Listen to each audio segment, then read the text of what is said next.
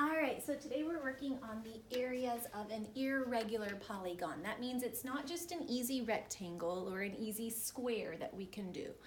This has different parts of it. You can tell if this were completed, we would have an easy rectangle, okay? But on this one, it's going to take a little bit more work, a few more steps in order to do it. First thing we have to do is we have to figure out any missing sides. Sometimes we need those, sometimes we don't, but it's always best to just have all your information there from the beginning, okay? So in order to figure out this missing side and this missing side, we have to look at the other sides, okay? Now on this one, I can tell this is 8 centimeters tall. Okay, if this were complete, it would also be 8 centimeters tall, but it's not. I have 3 centimeters here, which means if I take this 8 minus this 3, I'll be able to find this piece here because I know 3 plus this is going to equal 8. Well, we're smart enough to figure out that that's going to be 5 centimeters right here. Okay, now the next piece we have to figure out is this. I can do the exact same thing, I just have to look this way now.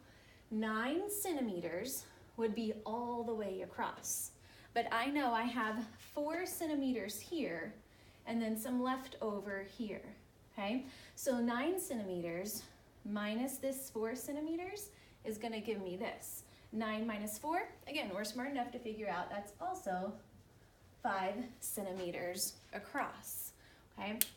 So now we have all of our sides, we can work with that. The next thing we want to do is we want to cut it up into pieces, okay? Because that will make us some nice rectangles and some nice squares, some nice regular polygons that we can work with. So you kind of have a choice. You can cut it this way, okay, and make this piece and this piece, or you could cut it this way. Either way works. I'm going to cut it this way. Okay, so now I have this rectangle that I'm trying to find the area of. Okay, I know I can do that by multiplying length times width or base times height. Okay, so 3 times 9 is 27. That's easy, we know that. 27 centimeters squared. Okay, and then I have this piece that I have to figure out too. I'm not going to multiply times this entire side because remember, I cut it off right here. So it's only a partial piece. So I have to look and say, okay, this I need 5 centimeters. This side is 4 centimeters. So I multiply those together to get the area. 5 times 4, that's 20. But remember, this is area, so it is squared. 20 centimeters squared. Now, I know the area of this piece. I know the area of this piece. I'm going to add them together to find the total area that I need to make this entire figure here, okay? 27 plus 20, we can do that mentally, okay? That is 47 centimeters squared, or 47 square centimeters.